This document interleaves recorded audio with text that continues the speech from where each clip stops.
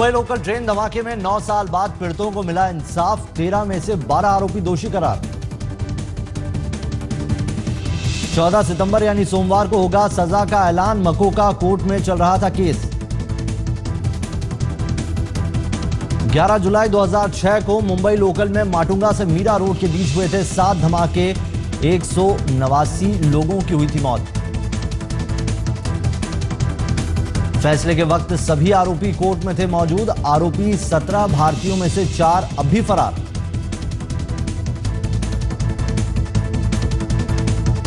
फैसले के बाद एटीएस के पूर्व प्रमुख केपी रघुवंशी ने जताई खुशी। एटीएस के सभी पूर्व अधिकारियों से मिले गले।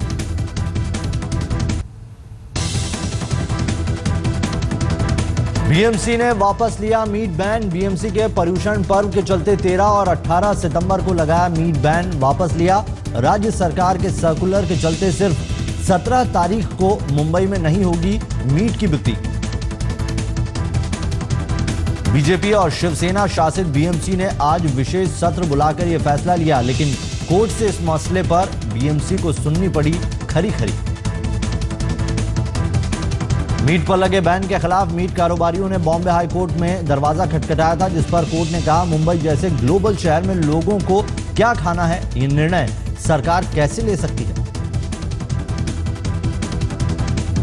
अंधेरी के सेंट जेवियर स्कूल में बवाल। 2 बच्चों के साथ छेड़छाड़ के बाद भड़का अभिभावकों का गुस्सा। पुलिस ने प्रिंसिपल को गिरफ्तार कर कोर्ट में पेश किया। आरोपी प्रिंसिपल 3 दिन की पुलिस रिमांड पर।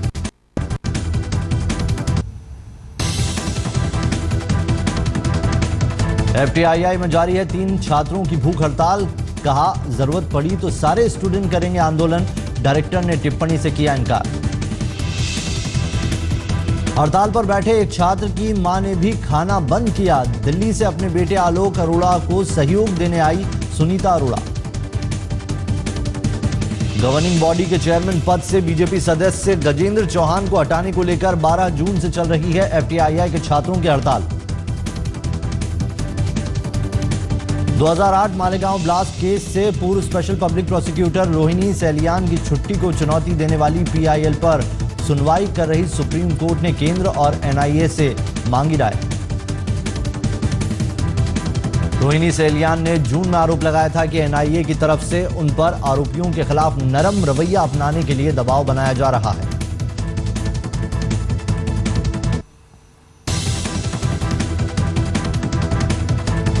मुंबई में पूछताछ के बाद पहली बार मीडिया के सामने आई सेना के भाई मिखाइल। कहा पुलिस को सब बता चुका हूं। मुंबई में एक बार फिर गैंगवॉर की दस्तक। वडाला में हमलावरों की फायरिंग में एक शख्स की मौत। सूत्रों के मुताबिक मृतक अर्जुन जायसवाल का छोटा राजन गैंग से रिश्ता था। हमलावरों का अब तक कोई सुराग नहीं।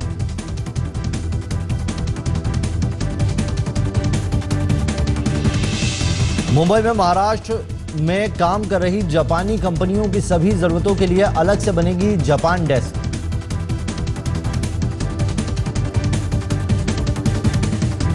रुपए में दूसरे दिन भी गिरावट। 11 पैसे गिरकर $1 के मुकाबले 66.54 पर बंद हुआ रुपया।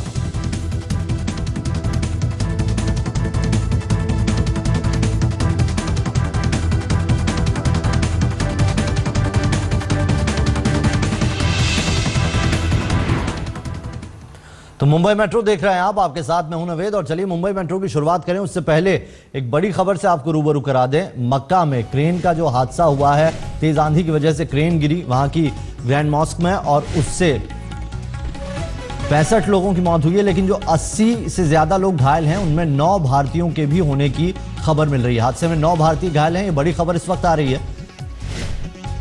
सऊदी अरब के मक्का में बड़ी मस्जिद में यह हादसा हुआ, जिसमें तेज आंधी के बाद निर्माण कार्य चल रहा था और उसके लिए एक बड़ी सी क्रेन लगाई गई थी मस्जिद में और वो क्रेन गिर गई, जिसमें दबकर जहां 65 लोग अभी तक जिनकी मौत हो चुकी है, वहीं 80 से ज्यादा लोग घायल हैं और उन 80 लोगों में 9 भारतीय भी शामिल हैं।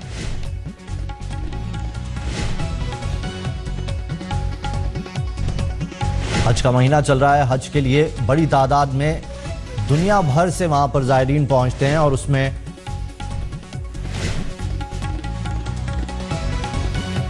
9 भारतीयों के भी घायल होने की खबर मिल रही है। चलिए, तो इस बड़ी खबर पर लगातार अपडेट आप तक पहुंचाते रहेंगे, लेकिन अभी मुंबई मेट्रो पर नजर डाल लेते हैं। साल 2006 में मुंबई को दहलाने वाले गुनहगारों की किस्मत का फैसला आज हो गया। 11 जुलाई 2006 को हुए सीरियल ब्लास्ट के 12 आरोपियों को मकोका कोर्ट ने दोषी ठहराया है। एक आरोपी को बरी कर दिया गया है। दोषियों की सजा का ऐलान सोमवार को 14 सितंबर को होगा।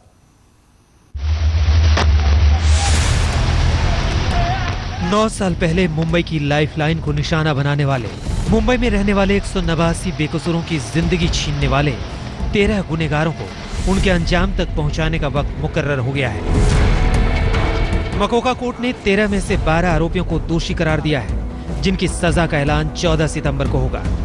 दोषी करार दिए गए लोगों में एहतेशाम सिद्दीकी, कमाल अंसारी, फैजल शेख, तनवीर अहमद अंसारी, मोहम्मद माजिद शफी, शेख आलम शेख, मोहम्मद साजिद अंसारी, मुजम्मिल शेख, सोहेल महमूद शेख, जमीर अहमद शेख, नवेद हुसैन खान और आसिफ खान शामिल हैं।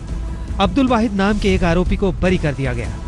तथ्य कोर्ट के सामने रखे थे, कोर्ट उनसे कन्विंस हुई और जो इन्वेस्टिगेशन एटीएस ने, महाराष्ट्र पुलिस ने किया था, उस पर मोहर लगा करके माननीय न्यायाधीश ने न्याय देने का कार्य किया। 9 साल पहले 11 जुलाई को मुंबई में हुए थे सीरियल धमाके। 15 शाम 6:24 पर जोगेश्वरी, शाम 6:25, माहिम शाम 6:26, मीरा रोड शाम 6:29, माटुंगा शाम 6:30, बोरीवली शाम 6:35। जांच के दौरान एक गुनहगार नवेद ने पुलिस के सामने इकबाले जुर्म भी किया और पूरी साजिश का खुलासा किया। 11 तारीख की जो है डेट फिक्स की थी और ट्रेन के टाइमिंग का उसने एक पेपर के ऊपर सारा निकाल के रखा था कि किसको क्या करना है। तो मुझे सिर्फ मेरे बारे में बताया था कि ऐसा ऐसा करना है।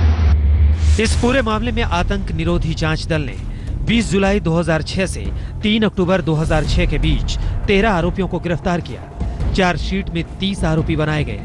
इनमें से 13 की पहचान पाकिस्तानी नागरिकों के तौर पर हुई। बाकी 17 भारतीय, जिनमें से 4 की अभी तक गिरफ्तारी नहीं हुई। सभी आरोपी सिमी के संदिग्ध आतंकी थे। ट्रायल पिछले साल अगस्त में खत्म हुआ था। प्रोसिक्यूशन ने 192 गवाहों का एग्जामिन किया था। डिफेंस लॉयर ने 51 गवाहों को एग्जामिन किया।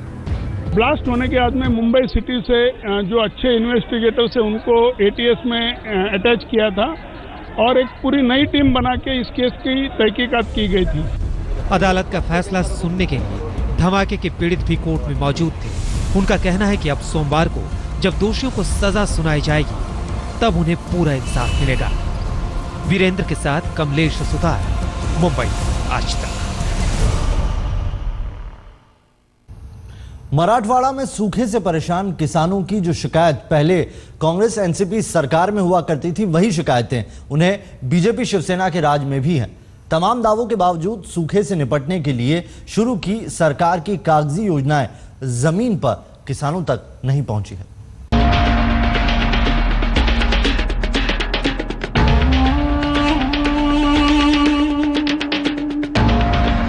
महाराष्ट्र सरकार और प्रशासन सूखे को लेकर कितना गंभीर है, इसका अंदाजा इन तस्वीरों से लगाया जा सकता है।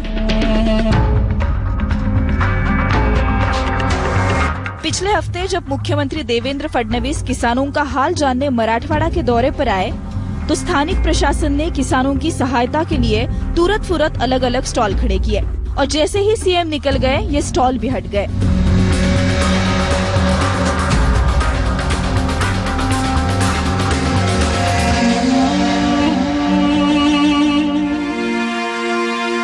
सौ 60 किसानों के आत्महत्या करने के बाद भी सरकार ने अब तक मराठवाड़ा में सूखे का ऐलान नहीं किया है, जबकि मराठवाड़ा की 8 जिलों में पीने के पानी को लेकर भी लाले पड़े हुए हैं।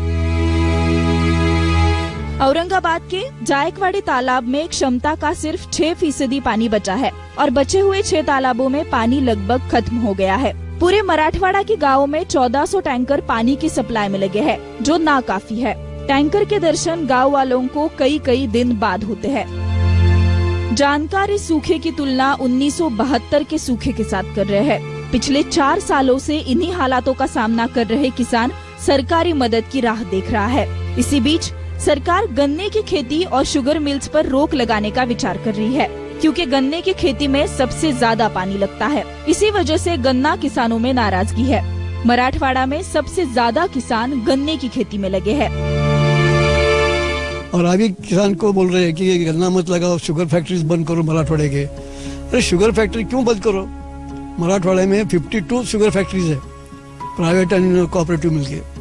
तो 52 शुगर फैक्ट्रीज में कम से कम 15,000 करोड़ रुपए का उथल पुथल होता है। ये थोड़ा पैसा है क्या? ये मराठवाड़ा में पैदा होता पैसा, मराठवाड़े के लोगों को पैदा होता। ये शुगर फैक्ट्रीज में और खेती में कम से कम डायरेक्ट और इनडायरेक्ट मिलके 10 लाख मजदूर काम करते हैं। क्या करेंगे उनका? मराठवाड़ा हमेशा से राजनीतिक रूप से काफी महत्वपूर्ण रहा है। मराठवाड़ा ने महाराष्ट्र को अब तक 4 मुख्यमंत्री दिए हैं। इसके बावजूद मराठवाड़ा की पानी की समस्या सालों से बरकरार है। बारिश का मौसम लगभग खत्म हो गया है, लेकिन यहाँ 50% बारिश भी नहीं हुई। किसान अब सिर्फ सरकार की मदद के इंतजार में है। सूखी नदियाँ और सूखे हुए तालाब, आसमान में काले बादलों का नामो निशान तक नहीं, जमीन पर पानी की एक बूंद तक नहीं। कुदरत ने ऐसा कहर ढाया है जिसमें किसान दबता चला जा रहा है। बादल है जो बरसते नहीं और सरकार है जो पिघलती नहीं। हम पूरे मराठवाड़ा में घूमे जहाँ पर यही चित्र दिखाई दे रहा है। कुदरत की कहर के सामने किसान दिन ब दिन कमजोर होता दिखाई दे रहा है। कैमरामैन मंगेश आमरे के साथ अमृता शेड़गे, मराठवाड़ा आज तक।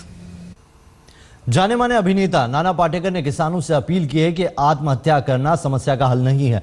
नाना पाटेकर और मराठवाड़ा से आने वाले अभिनेता मकरंद अनसपुरे ने आत्महत्या करने वाले किसानों के परिवारों से मुलाकात की। दोनों हर एक पीड़ित परिवार को 15,000 रुपए की आर्थिक मदद के चेक देने के लिए यहां पहुंचे। तस्वीरें 8 सितंबर की है। ये दोनों शख्स भीड़, लातूर और नांदेड़ के पीड़ित परिवारों से मिलते हुए औरंगाबाद पहुंचे थे। टीवीटीएन के कंसल्टिंग एडिटर राजदीप सरदेसाई ने बात की नाना पाटेकर से। इस वक्त हमारे साथ है अभिनेता नाना पाटेकर। नाना, आज तक पर आपका स्वागत है। ये बताइए, आपको ये आइडिया कहां से आई कि विदर्भ और मराठवाड़ा, विशेषकर मराठवाड़ा के पीड़ित किसानों के लिए कुछ करना चाहिए?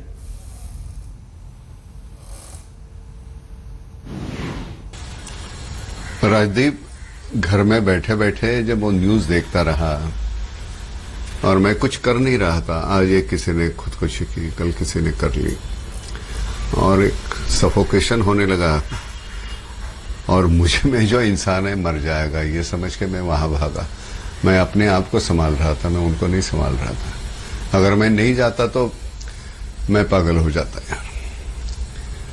तो वजह ये थी कि अपने अंदर का इंसान मर न जाए कहीं, अगर मैं यही बैठा रहूं तो आपके इस कदम से नाना, क्या बाकी लोगों पर वहां कुछ असर पड़ रहा है? क्या और लोग भी किसानों की मदद के लिए आगे आ रहे हैं? क्या महाराष्ट्र में एक मुहिम बन सकती है किसानों को लेकर? लोगों को पता चला, मैं और मकरंद और काफी लोग हैं, विलास करके है, वहां के नेटिव्स बहुत है, राजा है।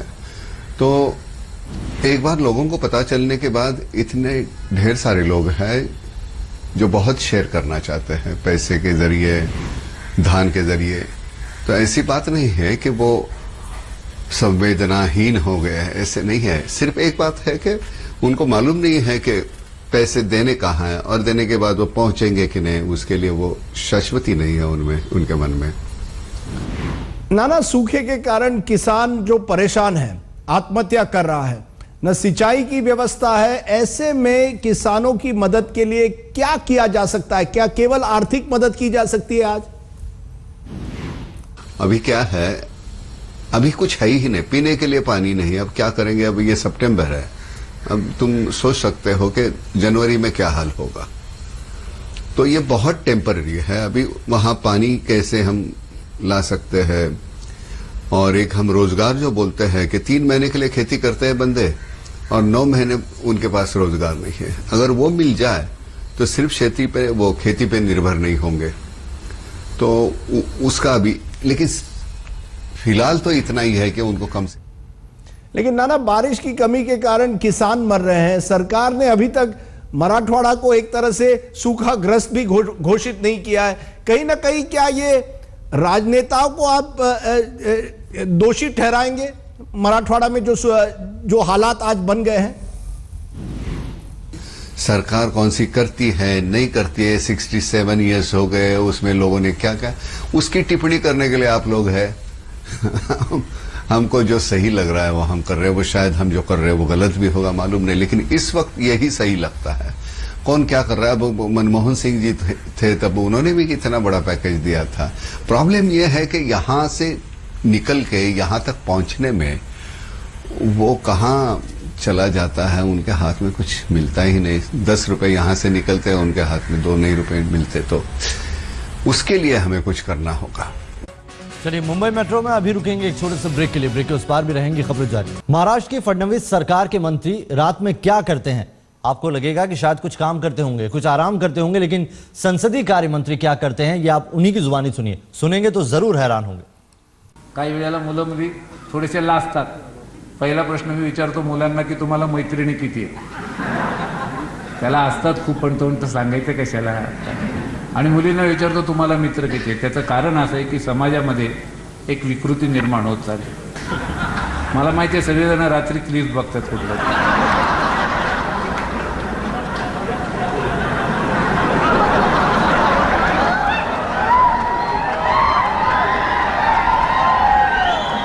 कारण तुम्ही काय बघताय हे मी पण बघतो,